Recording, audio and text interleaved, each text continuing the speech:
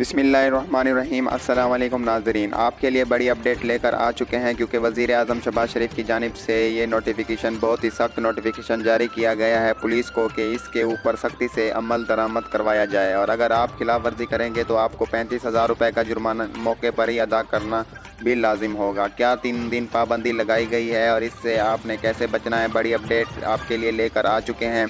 आप जानते हैं 29 जून को ईद उल अज़हा होने जा रही है और ये 3 दिन के लिए पाबंदी भी लगा दी गई है। क्या पाबंदी है ये बताने से पहले आपसे रिक्वेस्ट करेंगे चैनल को सब्सक्राइब कर लें, वीडियो को लाइक कर लें और शेयर ज़रूर करें ताकि दूसरे लोगों के नॉलेज में भी इजाफा हो सके। तो नाज़रीन, सबसे पहले आपको क्लियर कर दें कि आपने बहुत से लोगों ने कुर्बानी करनी होती है, तो इसीलिए अगर आप कुर्बानी अपने घर में करेंगे तो ठीक है, लेकिन अगर आप सरेआम बाज़ार में कुर्बानी करेंगे, जानवर ज़बह करेंगे तो आपको 35,000 रुपये का जुर्माना आयद किया जाएगा और वो आपने मौके पर ही अदा करना होगा। मज़ीद अपडेट के लिए चैनल को सब्सक्राइब करना मत भूलिएगा।